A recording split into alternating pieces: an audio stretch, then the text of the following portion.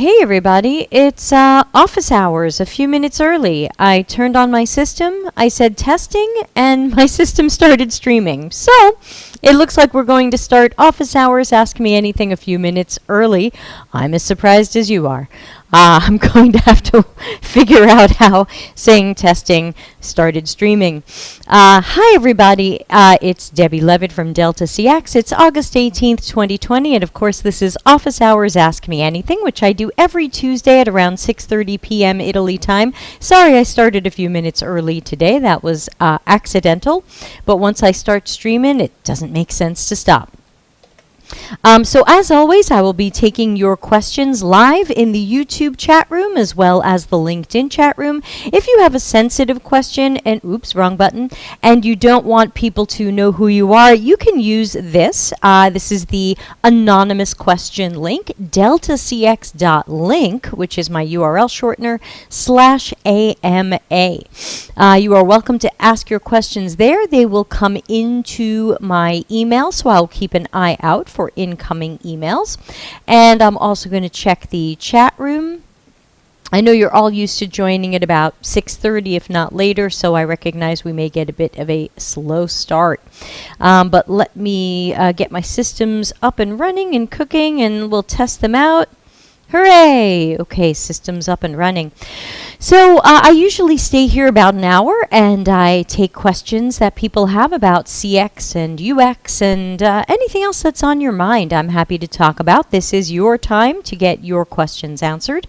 While we wait for people to join and for people to have some questions, I want to tell you about a survey I just took. Now, if you are a fan of the podcast, then you may have remembered, I think it was episode 51, where we talked about surveys and how surveys can very easily be garbage in, garbage out, and badly written. And this one was all of that. This was a survey sent by Google to ask about my transition from Google Music to YouTube Music, which is something they're doing right now. If you're into iTunes or Spotify, then you don't know about that. Google Play Music was a great app and a great system, and for some reason they decided to shut it down so they could create YouTube Music and make you download that app and transition to that. And I could tell by the survey questions that number one, they didn't want to hear anything negative. Number two, nobody knew how to write a survey screener because it asked me some questions early on, and then it said you qualify to take our survey.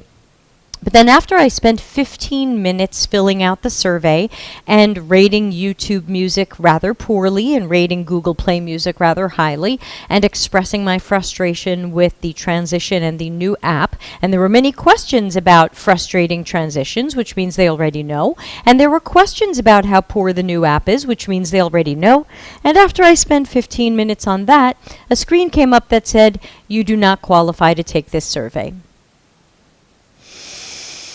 And that stressed me out, albeit temporarily. I'll be over it soon. But that just happened, and my thought was, I guess you don't want to collect a survey from someone who's not happy with this. I guess you just want to get survey answers from people who love the new YouTube Music and are very happy with it.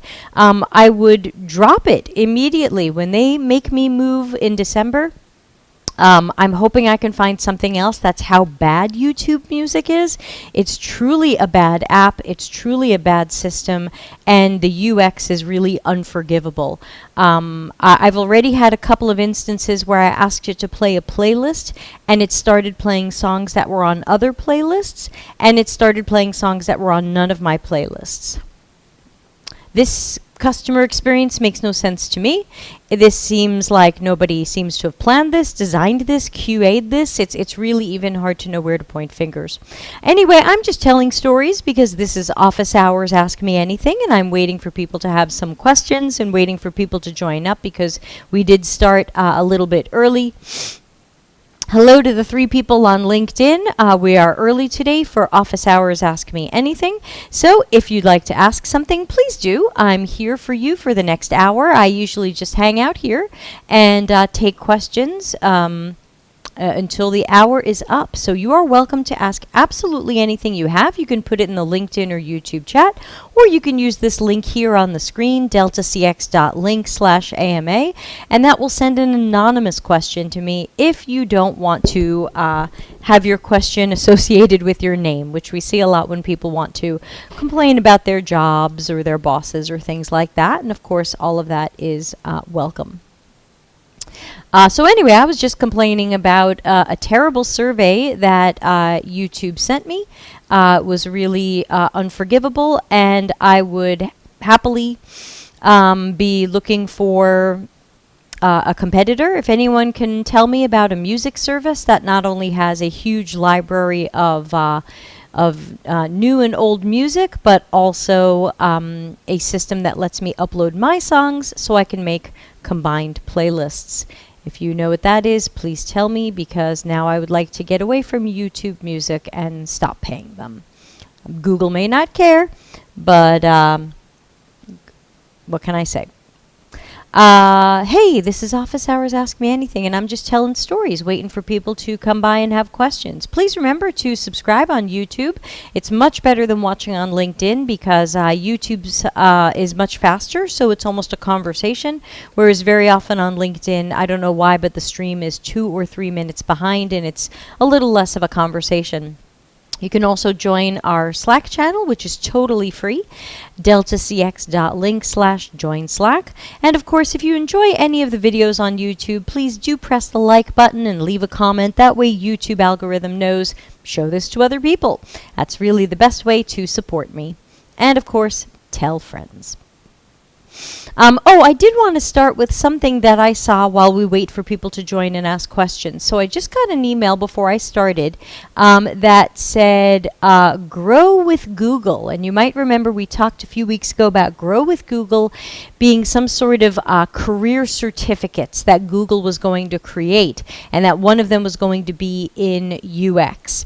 And so people were asking me, what did I think of these Google UX certificates? Because Google was making them sound like you wouldn't need a 4-year degree or 2-year master's or whatever if you get Google certificates. I'm sure that's good for Google, but I'm not sure it's going to work for anybody else. So the email says, UX designers make technology easier and more enjoyable to use. Our certificate will focus on foundational concepts like empathizing with users, conducting research, and prototyping. Hands up, who can find a problem with that sentence? Foundational concepts like empathizing with users, conducting research, and prototyping. It also says certificate completers will be able to apply for entry-level jobs with a portfolio including 3 projects. So so in case you did not catch it, in case you did not catch the problem with that, whenever I talk about foundational UX and CX concepts, I'm not talking about empathy. Empathy is a human quality that you either have or you don't have. And people are really split on whether or not you need empathy, or how much you need, or when you need it when working in UX. I think you need it sometimes. I recently interviewed someone in a podcast who thinks you don't need it most of the time. Don Norman says you don't need it most of the time. You shouldn't use it. So ultimately, this obviously sounds to me like they're just going to focus on what we call design thinking, which isn't UX, because the foundational concepts of UX are in cognitive psychology. They're going to be principles of perception. They're going to be elements of natural human behavior. Those are the foundational concepts to UX. Empathizing with users is not a foundational concept to UX. It is a foundational concept to modern design thinking, not even old design thinking, modern design thinking. So following this to the website, where they say you can start looking at some of the mini courses and get a preview of what Google's course is going to be, it says, start thinking about user experience. Explore topics related to UX design with brief introductions to design thinking, prototyping, and other fundamentals of user experience. Our Google Career Certificate will launch later this year. So obviously Google wants in on the boot camp carnage. So the 4 mini courses they have here say Turn visitors into customers with good UX. Let's see, I can click on that. What is UX? How can UX help my business succeed? UX is every interaction your business has with your audience on your website, mobile apps, online properties, and services. UX is like hosting a dinner party. Okay, I think I can step out of this and go back to wherever I just was. There's no back button. Hello, UX. Using prototyping to fail intelligently. Sounds a little negative, but okay. They also have design thinking, an innovative way to turn ideas into products. Obviously, I completely disagree there. Please see episode 50 about design thinking and how it really works against most of the core concepts of good UX work, because we cannot boil what we do down to empathize, guess at stuff, get everyone in a room, sketch some screens, and use flawed research to prove one of them was good. And then the fourth course says journey mapping connects the customer dots. So I would have to say that based on my initial impression of what Google is going to put in their certificate, it's probably in line with some of the other boot camps and certificates that we are seeing, which means let's slide out my good old friend, phases of proficiency, which means they're probably going to mostly teach you building blocks. There wasn't anything that I heard in there that really sounded like science and technique. It sounded like you were going to learn building blocks. Just empathize with users. Let's make customer journey maps. Let's build a prototype. So my concern would be that Google is not really going to raise you up into the science and technique phase of proficiency. These are just going to be more of the same types of courses we really see everywhere on the internet right now and in schools and boot camps. And that it sounds like it's going to be building blocks. So obviously you are welcome to take the Google courses or courses you find anywhere, but I am not sure that these are going to get everybody where they are hoping to go in terms of learning UX. So that is my update on Google's stuff. So let's see. Hello to Rosa, who's joining us on YouTube, on LinkedIn. Of course, this is Office Hours, Ask Me Anything. Hello to Maria. I am happy to take questions. I usually hang out here for an hour and take questions. Today we don't seem to have too many questions, but usually it just takes some minutes to get started for people to join in, and then we usually end up with too many questions. But I'm going to hang out here and wait for people to have questions. All questions are welcome.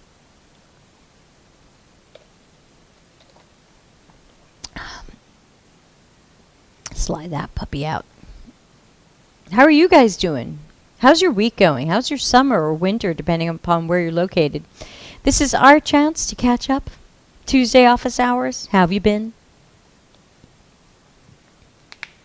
It's supposed to rain here. We'll see if it does. I know it's time for a vacation for everybody, but I really hope people are staying home and staying safe. Where I am, we've had a lot of fresh cases because of tourists and travelers both coming and going, and nightclubs and other things. So please, please, if you are vacationing, be careful. I know you want to go dancing in the nightclubs, but coronavirus is dancing there too. So please, be careful. It's we need to be careful more than anything else right now. That is my opinion. Kevin says, feels like fall in Connecticut the last few days. Yeah, we had a few days like that here a couple of weeks ago, and then all of a sudden, boom, it got Floridian.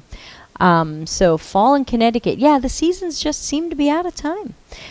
So welcome, Kevin. And so, you know, I am here taking any questions you have on CX, UX, or any topic you feel like talking about. Feel free to ask your questions, and I'll do my best to answer them. This is your time. And I'm here every week at this time, so subscribe and join in. Usually it gets cooking maybe about 15 minutes in. A little quiet now. Sometimes people send questions ahead of time. This link works all week round. So if you have some questions you would like to ask, you can send them during the week. And when I start office hours, I will start with your secret private question. It is totally anonymous. I don't know who sends in these questions. So remember, deltacx.link/AMA. You can ask your questions. Other than that, it's a little cloudy out.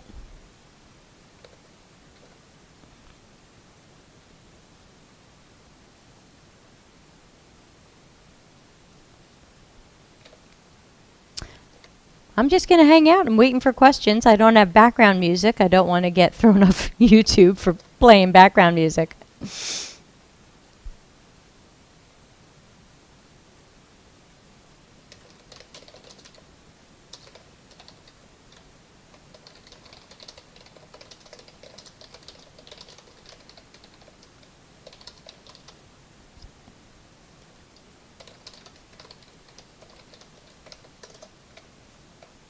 Any questions? Feel free to ask them. I'm just going to hang out here. Could we really go an hour with no questions? That would be weird. I don't think that could happen, but who knows? Maybe there's a first. I know it's vacations in Europe, but I thought everyone everywhere else was working.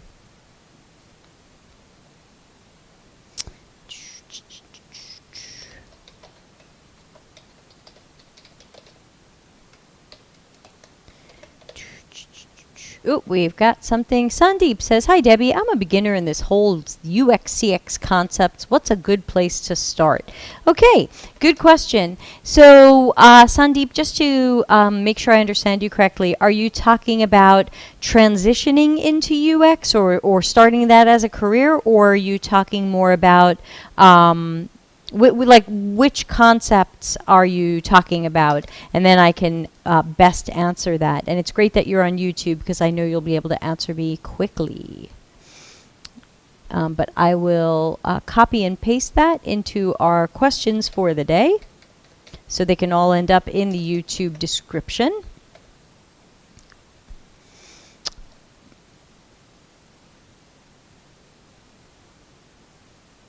So I'm thinking that you might mean that you are new to UX or CX as a career and you're thinking about transitioning in. But again, I want to hear from you. If you could please write a follow-up answer, that would be great. And I'm also going to write something on the screen that I want to share with you. And this might also help. So let's get this up on the screen. Take off this thing.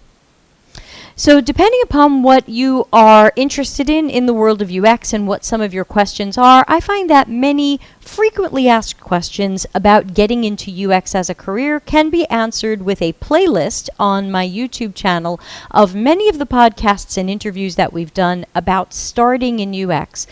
So we've got some podcasts there about why boot camps might not be your best choice. We've got podcasts about how to improve your portfolio. Should you do design challenges and interviews? So lots of podcasts in this playlist. This is what I call my career playlist. And if you'd like to get there, you can go to deltacx.link/career-playlist.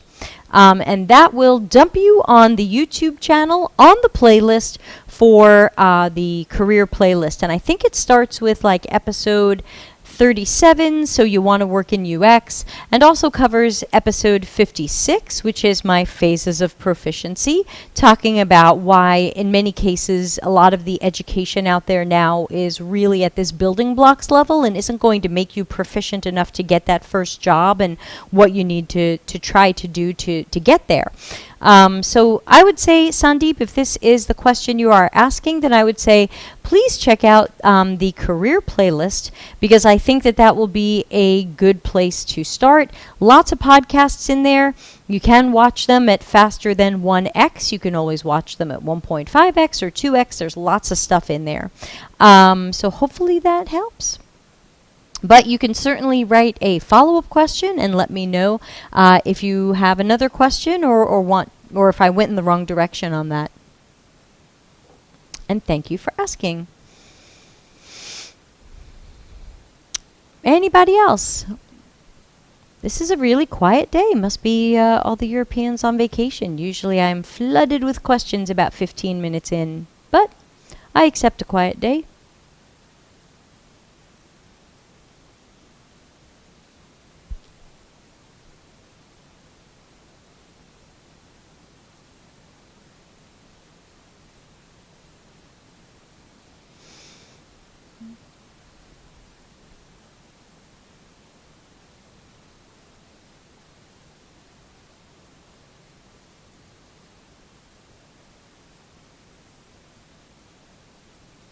Good. Some more questions coming in. Kevin says, I'm building a design system for the company I work for. Broad question. Do you have any advice for major pitfalls to try to avoid when creating a design system? I absolutely do. I was just talking about that today with someone. Great question, Kevin. And also, if you go back in the time machine, let me find this. If you go into our YouTube channel, the Delta CX YouTube channel, where you are now, and hopefully you're a subscriber and press and like on stuff. We did an interview much earlier in the year on design systems. Let me find which episode that was. Episode 13. That was back in January. So if you can go and find episode 13, that was all about design systems with Sarah, who's a visual designer I used to work with. So check that out. But let me also give you my answer here, and then we'll get to Neha's question and Lulu's question. And thanks to everybody for questions. So let's see. Okay, so things to watch out for when creating a design system. So one main thing that I think people don't watch out for enough would be accessibility. Maggie's here. Hi, Maggie. Of course, Maggie gets this. Whoa! So accessibility, I think people do not pay enough attention to in design systems. You have to remember that it's really important to make sure that you've got good color contrast for various reasons. And so look up the WCAG guidelines and look up a color contrast analyzer. You need to make sure that you are colorblind friendly. Roughly 8 to 10% of people are colorblind. It doesn't make sense to give them a middle finger and create a visual design system that is not friendly to the colorblind. You want to stay away from neumorphism. We know neumorphism is cool and soft shadows are groovy, but the problem is that neumorphism relies on subtlety, visual subtlety. And if people don't have good vision, and that's many people. I'm supposed to wear glasses and I don't like to. Sometimes we can miss that subtlety. So you really don't want to design with subtlety. You want things to be clear for people. Wow, these are filthy. Because I don't wear them. They just gather dust. I should put them in a case. So these are a couple of the major pitfalls that I have found. I think people used to do really small fonts if they loved minimalism, but I don't think we do really small fonts anymore. I think body copy tends to be 14, even 15 in some places, so I think you're going to be good. I think you want to definitely learn more about accessibility. I feel like people don't understand that well enough. I see that as a problem. What else can I say for design systems? Ooh, design systems, pitfalls. Too many colors sometimes. Sometimes I see companies that are like, oh, we are bright and cheery and sunny, so our colors are blue and green and yellow and pink and orange. And I go, I don't know, then your brand is lifesavers or Easter eggs. So I sometimes think people overdo the colors. I'm a little bit old school. I think there's primary, secondary, and like a tertiary or accent color, and you don't need a palette of 5 colors, each with 7 variations and shades. But, I'm a little old school about that. Lifesavers, Maggie says. Yeah, just a hard tube of sugar. Kevin, I hope that's helping and going in the right direction. And also, you can check out the podcast on design systems. I don't think we talked too much about pitfalls, but we did a lot of what to do. So hopefully that will help. So let's copy and paste our next question from Neha. Neha, good to see you. How is your school going? I hope everything is going well with you and your education. And she says, hi, Debbie. What is the best approach for affinity mapping and thematic analysis? How do you name themes in qualitative research? Neha, what I find is that when you have good critical thinking, you know what that means, hat time. When you've got good critical thinking and you've got a good natural kind of detective quality to yourself, the themes generally show themselves. You don't always have to dig too hard for the themes if you're good at critical thinking and you're kind of good at what would feel like detective work. Those patterns will rise up. Also, I find sometimes people struggle to find patterns because they didn't interview enough people. So I know you're in a boot camp type of program. If they're only letting you interview 2 people, 3 people, it's really hard to say, well, what do they have in common? What's going on here that is common to these people? It's hard to determine that because you only talk to 2 or 3 people. So sometimes if you're having trouble with that, you might want to speak to a few more people and see if you can find more patterns and commonalities. When you speak to too few people, you sometimes run the risk that you spoke to outliers. You spoke to the weird ends of the bell curve, like me. So I would say for affinity mapping and kind of listening back to interviews that you've done or observational studies that you've done, you're really looking for, I mean, of course, if you have a research plan, then you have a plan of what you're looking for, but typically you're looking for anything that is a problem. You're also looking to analyze people's tasks. What are they doing to get this done? What are the steps that they're taking? Where do they get stuck? Where do they create a workaround, or what's an extra thing they threw into the process to try to make the process better or functional? So you're looking for all these things, and you don't want to just pass them by. You don't want to say, well, we asked that person a number and they pulled out a calculator. We want to make sure we mention that because it could represent a problem with our system that we should be solving, rather than, well, they pulled out a calculator, that's fine. So I would say affinity mapping is really all about grouping things together in themes. And I would say you end up creating the themes later. So don't make themes first and then try to fit things into them. Just start putting up on your affinity map things you're hearing people say. Like, wow, they really struggled creating an account when they got to step 2. Ooh, this person also struggled on step 2. Hey, this person didn't like step 3 because he kept making passwords our system didn't like. Just put up the things that you see, and then later on take another look at them and go, I see some themes here.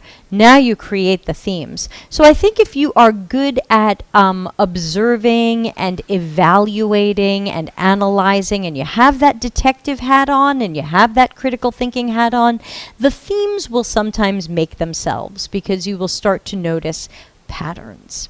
Neha, I hope that helps. Let me know if you have follow-up questions and how else you are doing. Let's see.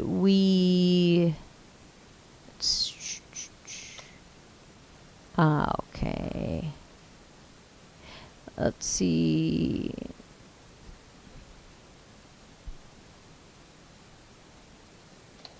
Let me just write back to someone very quickly, and then I'll get back to questions.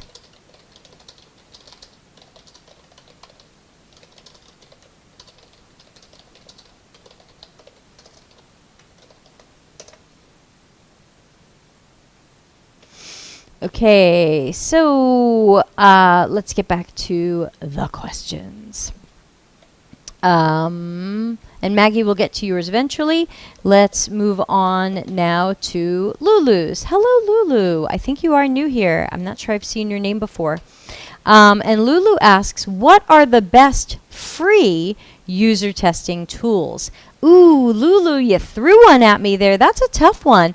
I do like some of the user testing tools out there, but as you know, very few of them are free. I'm not even sure I can think of ones that are free.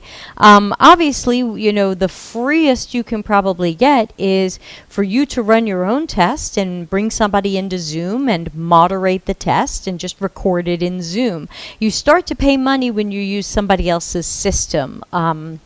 Like a usertesting.com or a Validately. And these are good systems and they can be worth it, but they can also be pretty expensive. So depending upon what you're doing, some are better than others. I am curious, what is Validately's pricing now? It used to be okay. Let's see.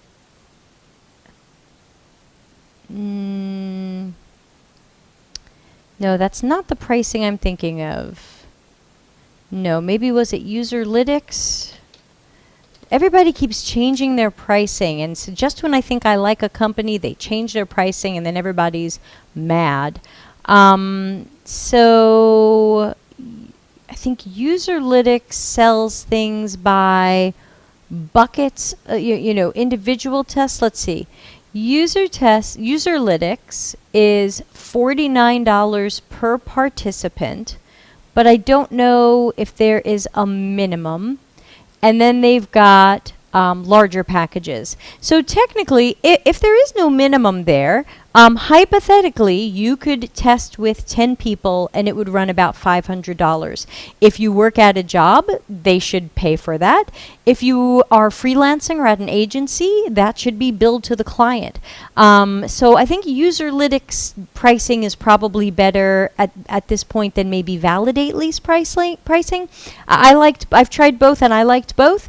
And user testing I used many years ago, but then their pricing got out of hand. So I would say probably for the closest thing to reasonable pricing, you might be looking at Userlytics.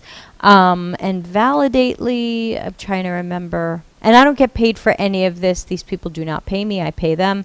Validately looks like their lowest plan is $300 a month billed yearly. So that's over $3,000. That's tough. That's a tough one to swallow. I understand. So I cannot think necessarily of free ones. I'm sorry about that. So free. Anybody listening? Can you think of a free user testing system other than bringing people into Zoom and doing your own moderated testing? I am not sure I can think of free tools. Free. Honey, can you think of any free user testing tools? That's one of the questions today in office hours. Free. I know. We paid for Userlytics. We paid a giant pile of money. Well, let me know if you think of anything. Well, neither boyfriend or I can think of a free one, Lulu, so I'm sorry about that. But ask a follow-up question if you have one. We'll try to brainstorm something for you. I think probably the best price choice right now might be Userlytics because you can pay as you go for the number of tests you need. I think if you just want to test with 5 people, they probably will sell you 5 tests for $50 each or whatever it is. But don't take that from me. Double check that. And we used their system and we liked it. There was something else about their pricing that we were grumpy about, but it wasn't that. So I hope that helps. Let's see, and we've got a question coming in from Maggie, and let me also check. I'm sorry, I also have someone scheduling with me and they keep scheduling and rescheduling and unscheduling and all of that, and I'm getting like 12 emails in because they're trying to make an appointment with me, and it's very confusing. All these things just keep going by. Okay, so hopefully they've figured it out. Okay, so let's get back to questions. Remember, this is office hours, Ask Me Anything, and I'm happy to be here and take questions. And please remember, you can also ask anonymous questions at deltacx.link/AMA if you have a question and you don't want me reading your name out because it's about a job you're at or someone you have a conflict with or whatever reason you want it to be anonymous. Just send it here. It comes into my email and I will read the question out. So let's take a look at Maggie's question. Maggie asks, what is a project, product, or service you've worked on that you're really proud of? You know, I have a lot of stories of things that I am proud of. The downside is that some of them did not go live, so there's only so much of that story that I can tell. There are a few SaaS systems that I've completely redesigned, me with some people from my agency, my team, the Delta CX team. And I thought we did a really beautiful job on it. And there was one we did a handful of years ago. And just as we were done and they were starting building it, the company got bought out. And I don't think they ever ended up using it. I think they transitioned into the people who bought them. And so that was like, oh man, we worked months on that, and I was so proud of it. I mean, we got paid, but it's like, I can show it to you, but it did not go live.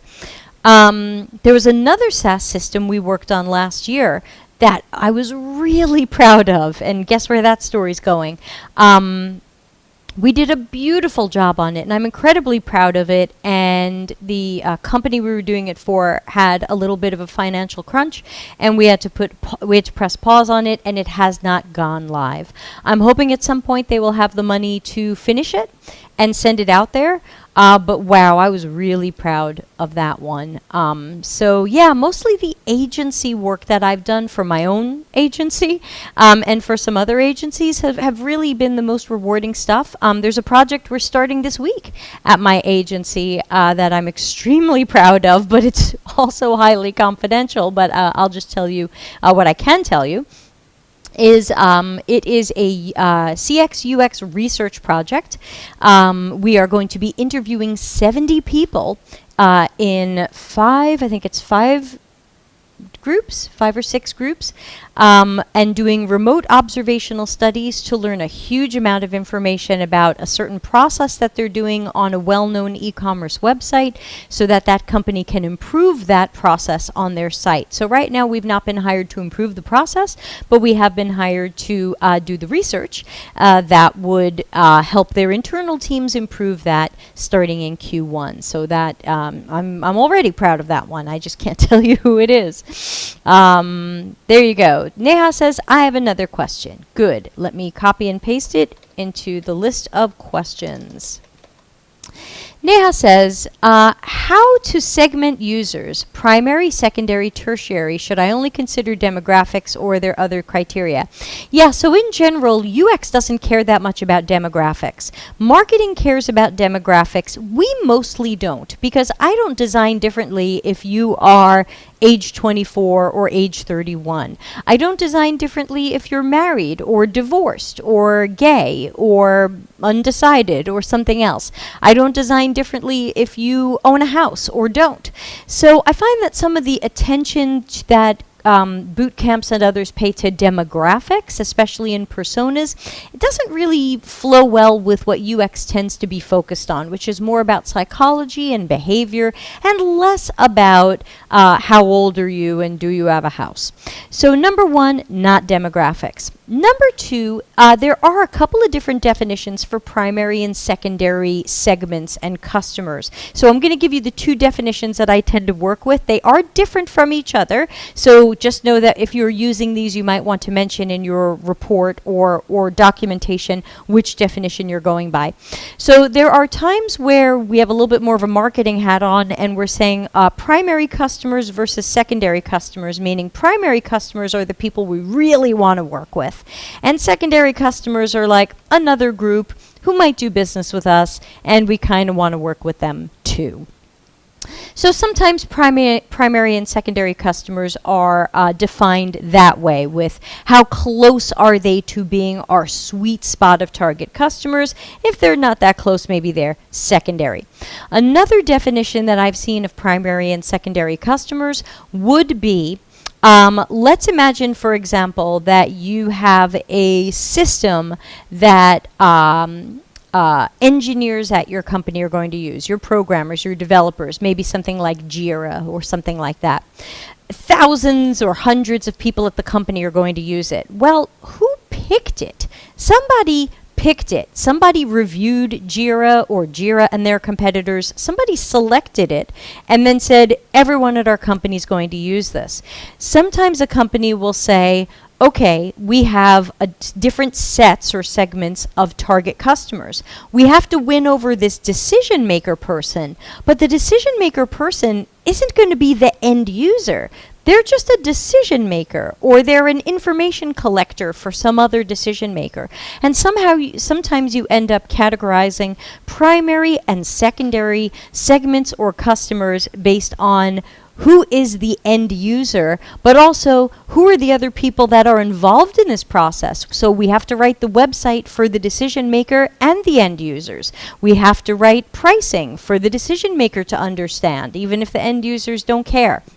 We have to write the help files, maybe for both of them. So that's another, let me turn on my fan.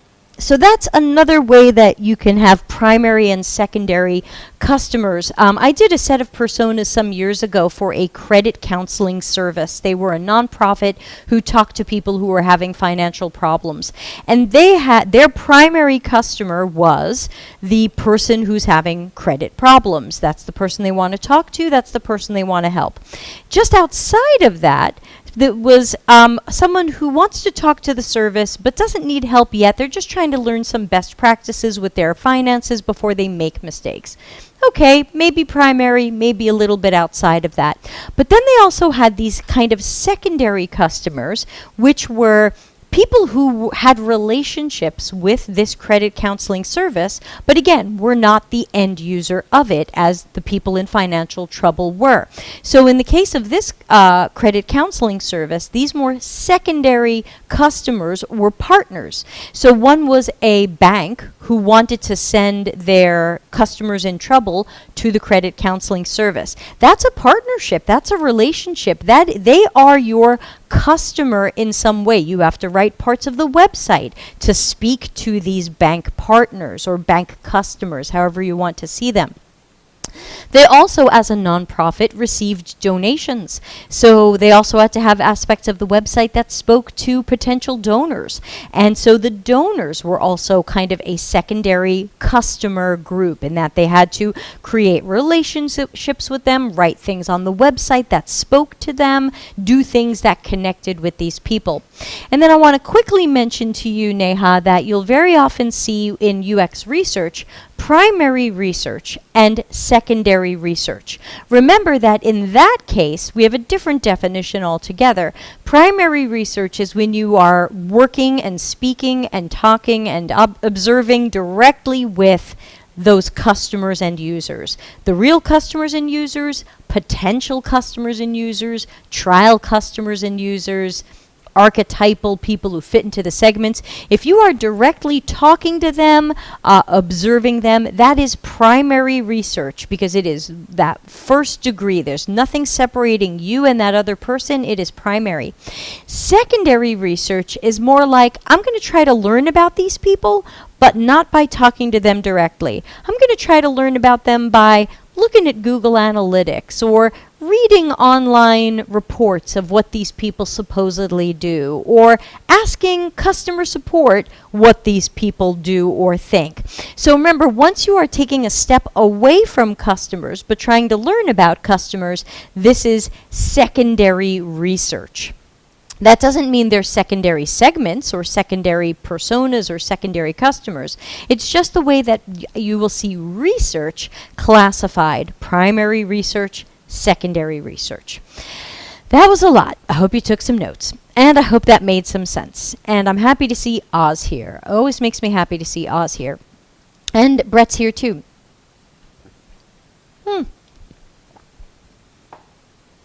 Is my camera good enough for you to see me pouring water on myself? I don't know.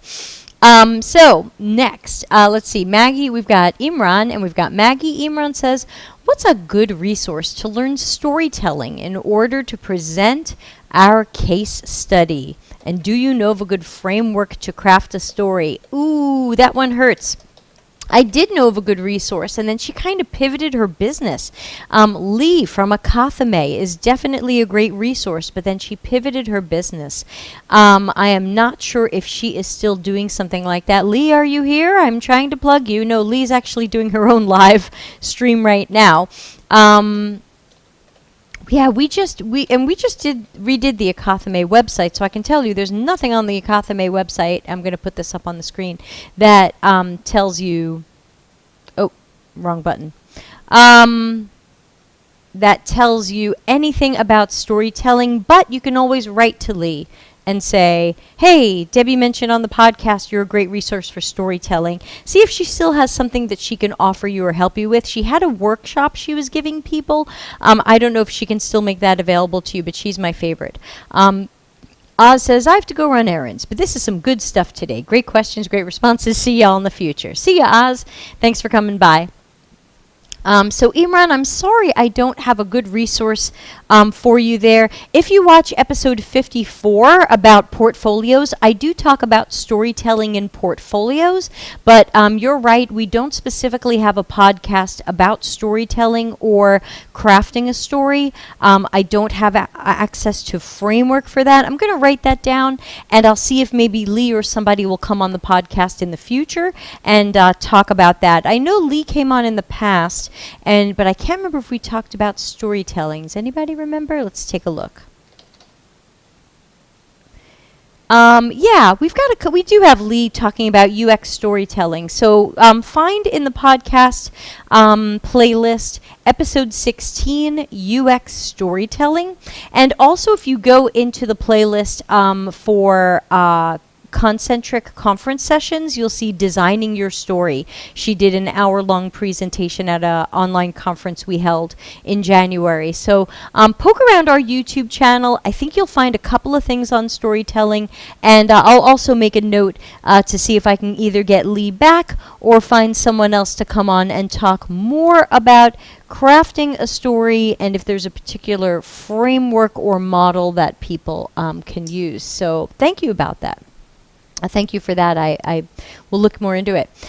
Plexus says task analysis can be used to determine primary, secondary, etc. customer groups. Yes.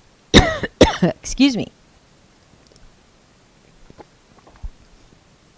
Brett also says, I usually use personas to support task analysis and often put demographics in the personas, but only as a way to give them a more realistic feeling. Often helps for stakeholders as well. Yeah, sometimes I'll put gender, maybe age, but in general I don't get into they own a home or they're married.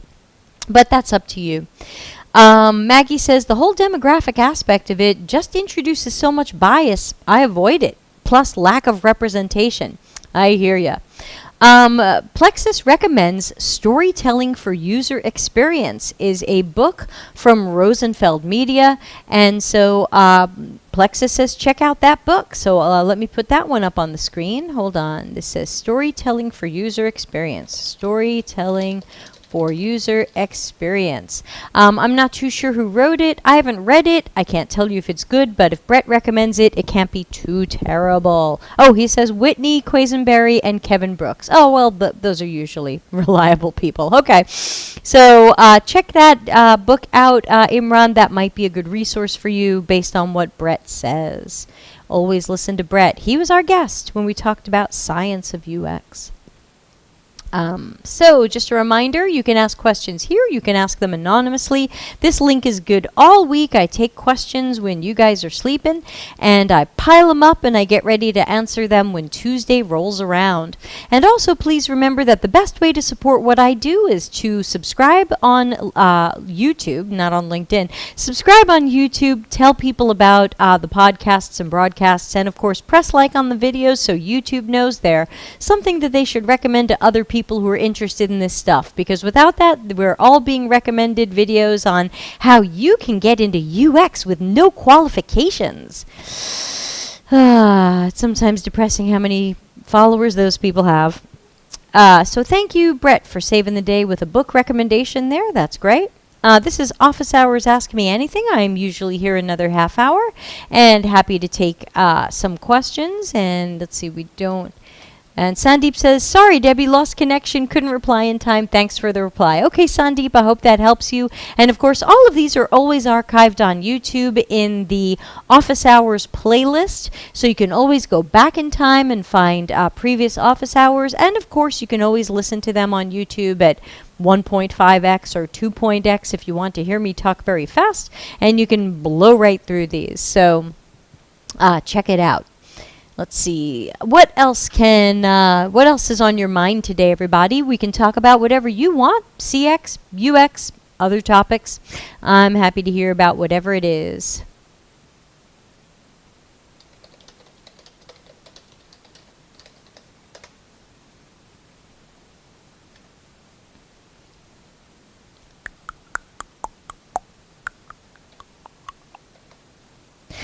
Maggie has a question. How do you run a remote observational study What does that look like? Well, I can't show you, but I can certainly talk about some of the planning that we've been doing for it. So in this case, the client is going to be recruiting. And remember, recruiting can be one of the more grueling parts of it for some people. So they are going into their database of current customers, and they are going to be finding us groups of people that match certain attributes that we're looking for, and we're going to divide them into groups. So they're going to be giving us 5 groups of people based on different, different attributes. They're all going to be current customers, and they're ultimately splitting 60 people into 5 groups, I think it is. And then we're going to schedule with those people, and then we're going to meet them in Zoom, and we are going to have them share their screen. So we've planned a set of questions for before they share their screen to get to know them a little. Then we're going to have them share their screen, and as current customers, we're going to have them walk us through a certain process that they do on the client's website. And they're going to know that we're working for the client. This is going to be transparent. And then we're going to ask them to walk through that process, and we're going to watch them. And we've made some notes on some things we want to watch for. Certainly, you always want to watch for the 4 horsemen of bad UX. I think I need a 4 horsemen graphic here, right, Maggie? I know I still haven't made those shirts or anything. I am just so busy. Note to self, 4 horsemen needs to slide out when I say that. So certainly we're looking for the 4 horsemen of bad UX, my registered trademark, which are, who can remember, frustration, confusion, disappointment, and distraction. So we're going to look for when people hit walls, get frustrated, sigh, oh, not this again, oh, I hate this part, or hey, I really like this. And ultimately, it's really up to us to have detective hats on, because later on we're going to look at each group, look for those patterns, and be able to kind of map out what these people's task looks like, where they're bringing in workarounds or other help, how they seem to feel about different parts of the task, and then of course final interview questions after the screen share to learn what they do and don't like. But of course you can never say to someone, what do you like? You know, we have to ask questions a little bit more sneakily than that. But because this is a digital system, we should be able to have a decent time doing remote observational research by having them share their screen. It would be better in real life, because we know that there are a couple of aspects of this process that happen before they get on their computers, some information and objects that they gather that they need for this process. So it would be great to be in someone's house or office or space and kind of watching them with their objects, but we're just going to have to do our best in this environment to replicate that. And then really, you know, every piece of this is mission critical. You have to ask the right people. As you know, what does Michelle Ronson say? Ask the right people, the right questions in the right ways, and of course interpret it and analyze it, evaluate it correctly. And as we were just saying to Neha, find the right patterns. Make sure you're seeing the right patterns. And to me, what's also very important is task analysis, to make sure we truly understand how the user, the customer, sees the task, where they get stuck, where they meet the 4 horsemen, and things like that. So Maggie, I know that was a little vague in general just because we can't talk too much about this project, but I hope that gave you a little bit of an idea of what we do in a remote observation adventure. This is still Office Hours Ask Me Anything. I'm here another 10 minutes, and I'm here every Tuesday around this time. I start at 6:30 p.m. Italy time, so if you have any questions, problems, struggles, etc., I am here to take those questions. And again, you can always send them anonymously if you don't want me to see your names. That's totally up to you. Thank you to Imran for subscribing on YouTube. I hope more of you will click that subscribe button, ring that bell, and of course, please press like on the videos so that YouTube knows these are good things to show other people. Let's see. Any other questions? Sandeep says, okay, Sandeep has a follow-up question, a new question. Let me copy and paste that. And Maggie says, yeah, that makes sense. I've done something similar. Guess I never called it observational study. Yeah, I think when you are watching people do things, it is an observational study. It certainly comes in different flavors, but right now it certainly is. Jonathan, I will get to your question after Sandeep's. Sandeep says, what's your motivation doing this awesome thing of sharing knowledge? You can always stop this session saying low turnout, but you didn't. I have a Medium article about why I do this. It's very sweet of you, Sandeep. Yeah, you know, it's funny. Earlier this year when the whole coronavirus thing started, I saw a few people on LinkedIn who I don't follow, but some of my connections do, so I end up seeing their posts. And they were people who claimed to be UX leaders, and they were posting things like, oh, I'm not getting as many people tuning in live to my live stream, so I'm just going to stop doing them for a while. And my thought was, what? You know, people need help. What do you care? What do you care how many people show up live? Who cares if 2 people show up live to this? If 50 people watch it later, if 2 people watch it later, if 1,000 people watch it later, we've helped people. Why are you measuring by how many people happened to be here? Maggie is very sweet. Maggie says, Sandeep, it's because Debbie is the real MVP. Maggie, thank you so much, Maggie. It's too sweet. Gotta take you out to dinner someday here by my house. Sandeep, I do this because I am motivated to be helpful to people and try to be there for them, especially in a very confusing world where there's a lot of different opinions out there. I know people disagree with me and have opposite opinions, and, you know, I think you just have to collect opinions and put on your critical thinking hat, think about possible outcomes of what each person is saying, and say, sounds like this one makes the most sense because of the person's angle and perspective and the outcomes of what they're saying. And sometimes you'll pick me and sometimes you'll pick someone else. All right. So it looks like we've got a question from Jonathan, and it sounds like Maggie has a similar question. Jonathan says, I was approached by various online UX boot camps to be a UX mentor. I feel I may still not be ready, but I really enjoy teaching. What are some things I can do to prepare for being a mentor? Good question. Sandeep says, inspirational. Thank you. So, prepared for being a mentor. Now, we've talked about mentorship in episode 59. So, we talked about how to choose a mentor, what to expect from a mentor, how to communicate to a mentor, what you're looking for. It might be good for you to watch that because that might be some things that might help you in guiding the people you want to mentor. Now, if you're still pretty new to UX, I do sometimes recommend that mentoring might not be the right thing. Because if you think about who you want to learn something from, you want to learn something from an expert.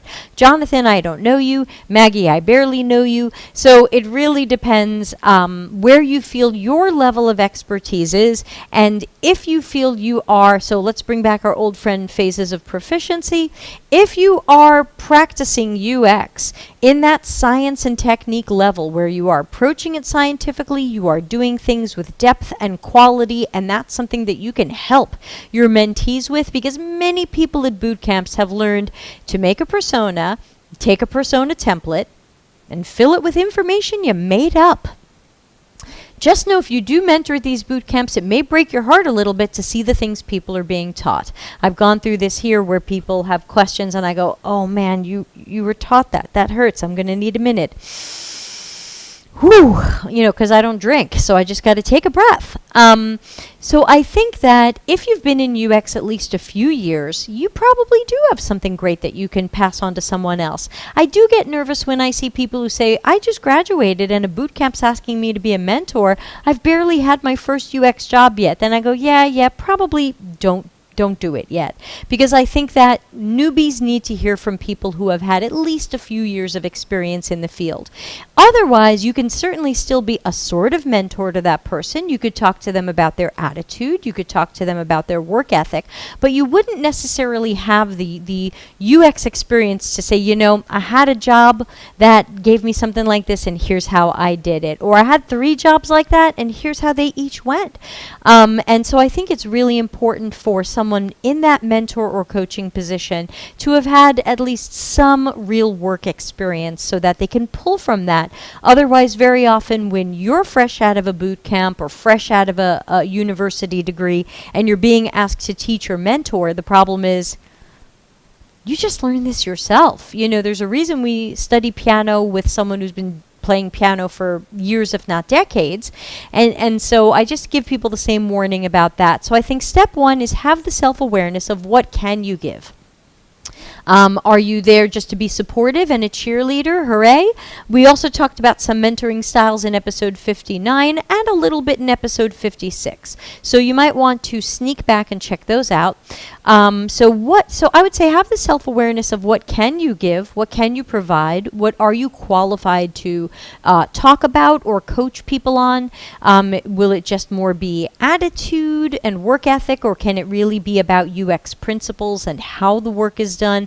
Are you prepared to go against what they might have learned in the boot camp? Because here's the boot camp saying we want you to be a mentor, and you might see them learn to make a persona by not interviewing anybody and guessing. Are you prepared to say, out in the real world, that's actually not how we make a persona. That's persona at the building blocks level, but if you want to get a job, you're going to have to do persona at the science and technique level, and that means doing it based on quality user interviews, etc., etc. So I know that I couldn't mentor at a boot camp because I would be too depressed by what people are learning and how they're learning it, and I would just want to change and fix everything. So I would just say start with some self-awareness about what you have to give, and are you ready for some of the carnage you might see? Because I'm not. Maggie says, yeah, the boot camp piece is the part that's stopping me.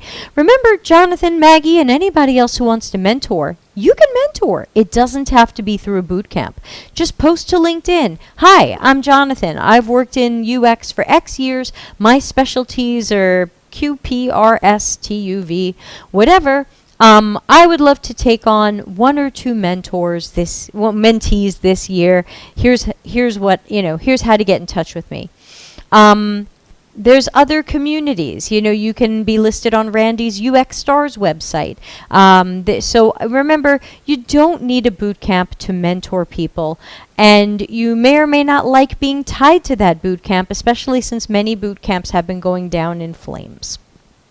So those are some of my ideas. Nothing stops you from mentoring, but you don't have to glue yourself to some of these boot camps, which I think are not always fantastic entities. It's very sad. You guys know my heart breaks for boot camps, and especially the people who threw money at them, but if they can find mentors like Jonathan and Maggie and others, these people probably have a better chance. There you go. Okay, Sandeep has a new question. Let's get it in the YouTube list. What's one app or website that you really like or love? Yeah, there's some for different reasons. Oh, it's hard being a UX chick or a CX person. Everywhere I look, I feel like everything's a disaster. Thank you, Maggie. Everything feels like a disaster. What's an app or website I really like? I have to say I enjoy my TV studio software that lets me give you all these different shots and superimpose all these things. It doesn't have the greatest UX in the world. I'm not sure anybody works in UX at this company, but I can do so many cool and fun things with it.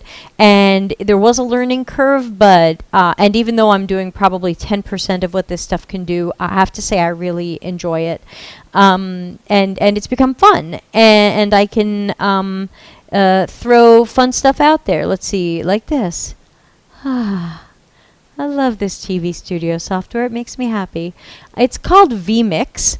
It is for Windows only. Yes, I'm on Windows and proud of it. Don't start with me, people. I love vMix. And I have to say I really enjoy using vMix, even though there are aspects of it that are not the greatest UX, and even though there are a mountain of features that I will never use. It's really designed for TV studios that are doing like sports scoreboards and instant replays, and people in other locations who are now going to comment on the sport teams. And, you know, and here I am just talking to you guys and bringing in guests once in a while. So I love vMix. And I like the company too. I love their YouTube videos. I like their support. So, you know, that's the full customer experience. It's not just what's on my screen. It's really that full customer experience that vMix gave. I thought their pricing was fair. Their workers are lovely. So I've just had an all-around good experience. It's really hard to come up with other ones. I wish I had enough money to use AHA, which is AHA. It is also not the greatest UX. Last time I saw it, I haven't seen it in months. Maybe they cleaned it up. I love what AHA does, and I love most of how they do it. It's quite expensive, and it's unfortunately a tool I don't always need for what I do. But if I needed it, I would love to be using AHA. I think it's a really excellent tool that more people should use. It kind of combines product management with product strategy, with personas, with company goals and strategies, with projects, with people, with project management, and still tries to tie it all back to strategy. So I really like AHA. I wish I had more reasons to use it, but because it's quite expensive, I am not using it at this time, but it's something I wish I were using because I like a lot about it. Oh, Ashok says, please answer my question. I don't see a question. Ashok, if your question had a link, YouTube may have blocked it as possible spam. Let me see if it's in my YouTube app as a blocked comment. Ashok, can you ask it again, please? Because I'm not seeing it in my comment system.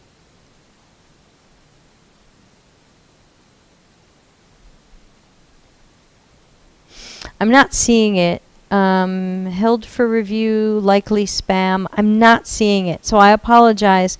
Can you please re-ask your question? And if there's a link in it, take the link out, because sometimes YouTube will block those questions. I'll also open up YouTube in another window and see if I can find it. Sorry about that. I promise people I am never ignoring your questions. I just sometimes I don't see them because they get blocked. Let's see.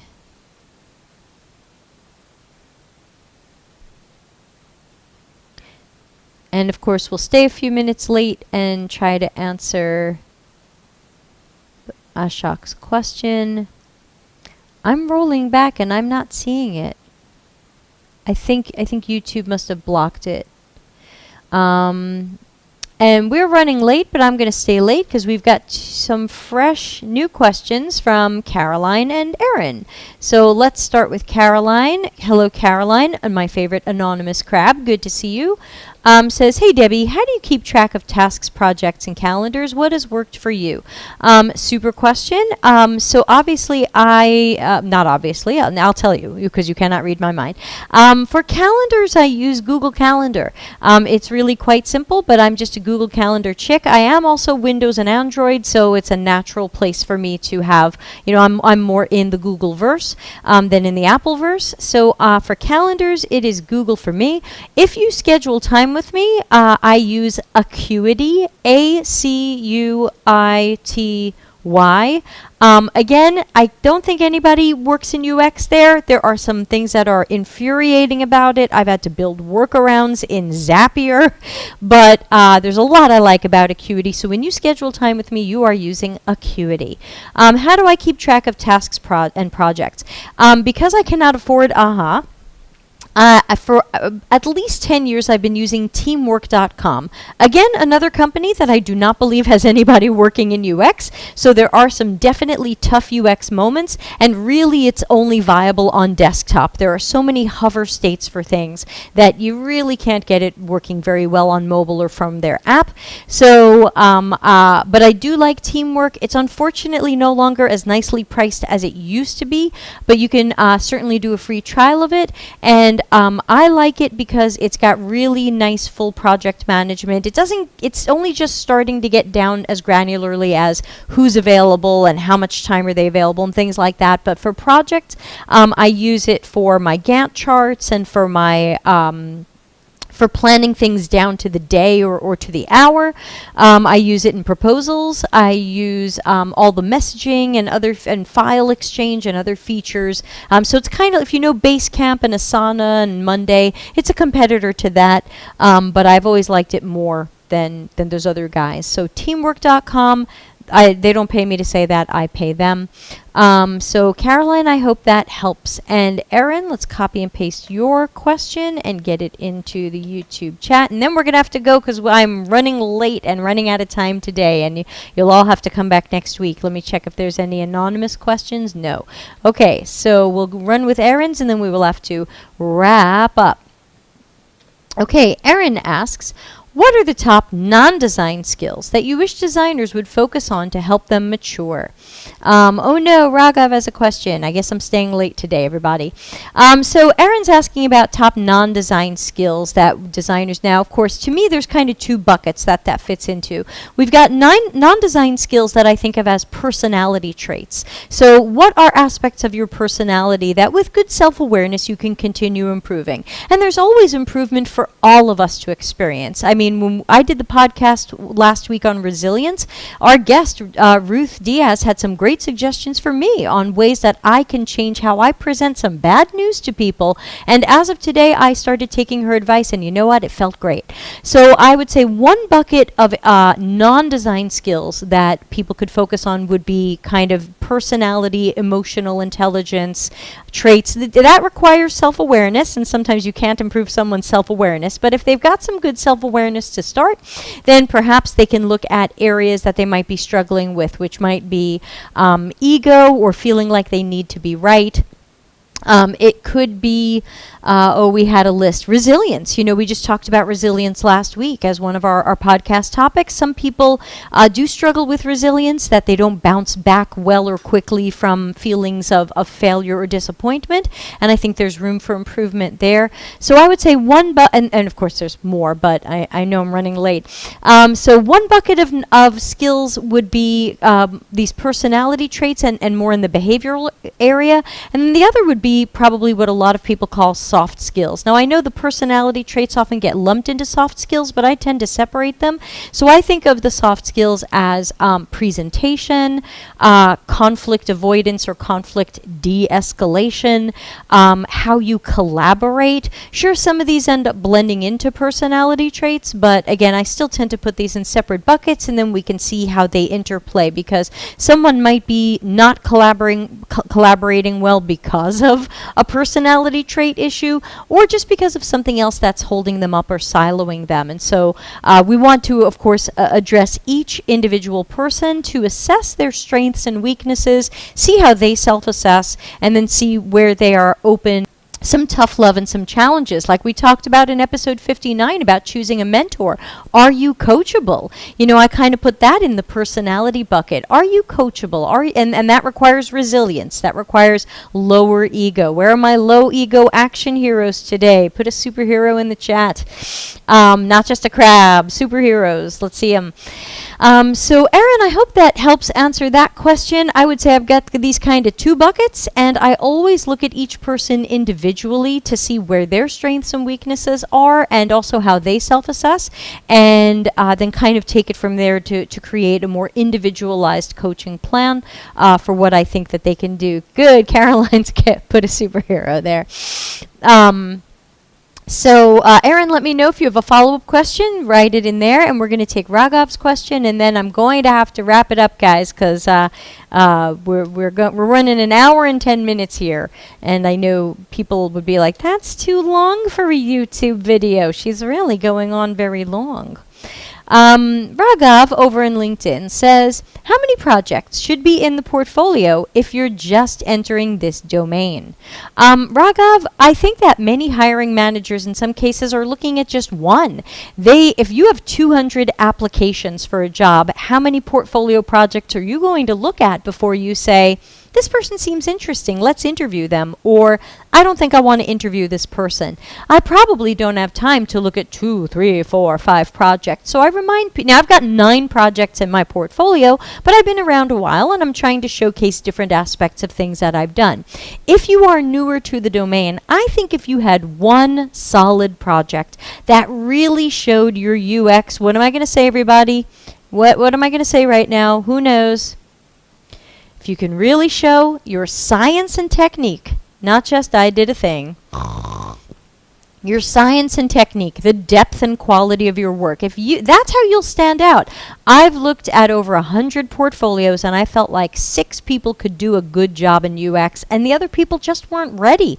You will stand out by doing a good job. So if you have a portfolio with good storytelling as well as a solid attention to process and details and quality, you're going to stand out. So, but you need both of those. You need to have done great work and then do a good job storytelling the work that you did. Don't downplay it with, then I interviewed people, then I put some Post-its on a wall, then I made a persona. Boo, do not want to interview you.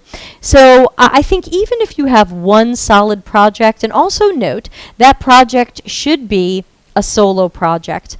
I know many people coming out of boot camps have team projects. Remember, if you say me and 4 other penguins did this, I'm like, I don't know if I can interview this person. I have no idea what he or she or other did. I really don't know. I can't tell, and I don't have time to guess. I've got 200 other applications to look at. So remember, it's more important to have one solid solo project than to have a pile of stuff where I can't really tell what you can do. And those team projects from those boot camps are just killer. I did a portfolio review earlier today for a very lovely person who went through a boot camp, and I sent her a 36-minute video of everything about one project.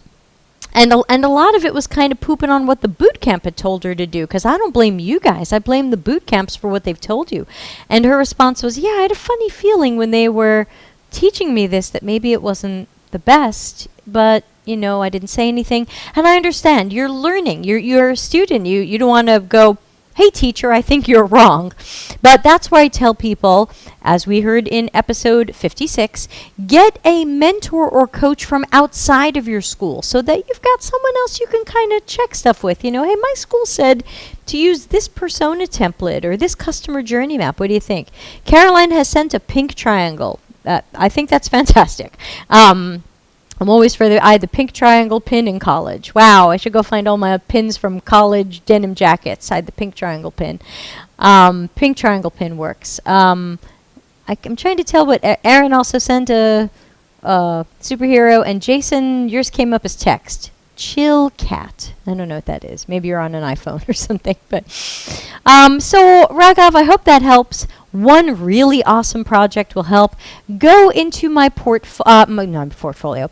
Go into my YouTube channel, and of course, deltacx.tv will redirect you there. That'll dump you on the YouTube channel. Go into playlists and look for my career playlist.